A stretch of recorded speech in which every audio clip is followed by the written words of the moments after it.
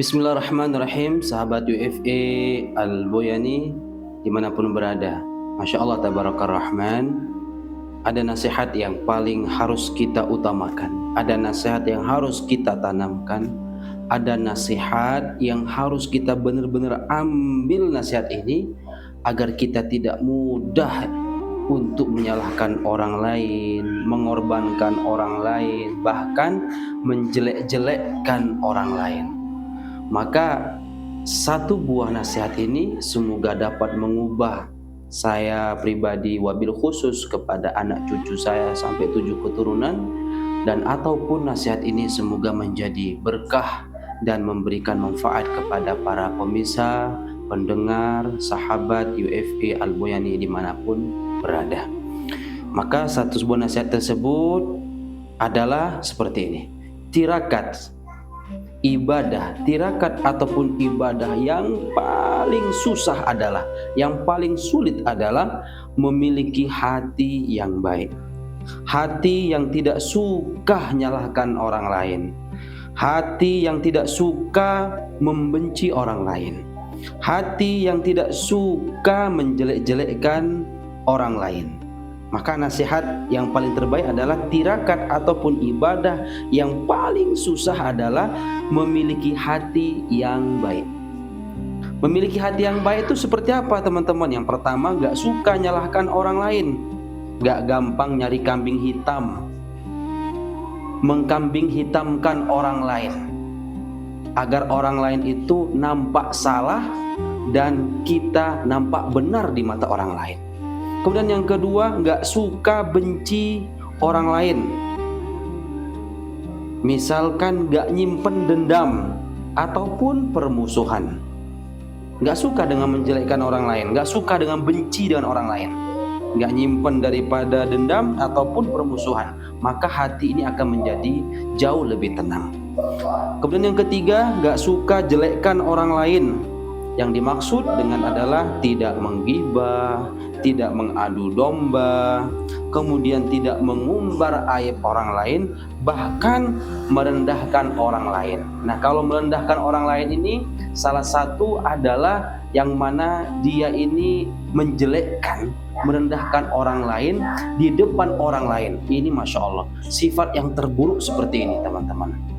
Maka orang yang suka menjelekkan orang lain, orang yang suka benci dengan orang lain, adapun orang yang suka nyalahkan orang lain, itu bisa dipastikan hatinya tidak pernah tenang. Hatinya tidak pernah tenang. Kenapa? Karena dia selalu ingin menggembirakan orang lain dengan cara kotor-kotornya, dengan cara yang dibenci oleh Allah Subhanahu wa taala. Banyak orang-orang terdahulu suka jatuhkan orang lain.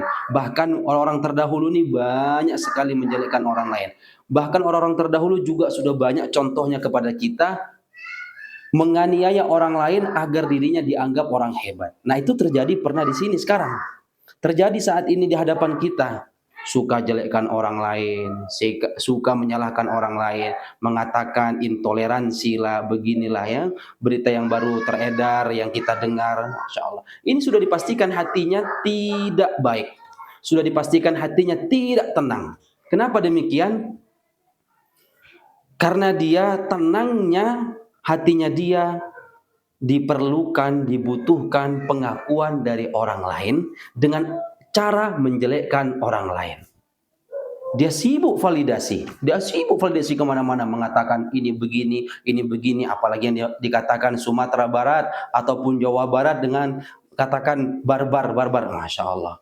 Dia menjelekkan orang lain. Dia lupa di Sumatera Barat, teman-teman sahabat fillah, kalau kita tahu istilah daripada Sumatera Barat, ada salah satu ulama, seorang daripada ahli hadis, pakar hadis, termasuk saya belajar daripada muridnya, yaitu Syekh Nuruddin Marbu Al-Banjari Al-Maki. Beliau berguru kepada Syekh Yasin Al-Fadani. Syekh Yasin Al-Fadani sebagai putra daripada bin Muhammad Isa Al-Fadani, bunda ataupun ibu nyai daripada Maimunah binti Abdullah Al-Fadani. dari Minangkabau, Sumatera Barat. Beliau adalah pakar hadis.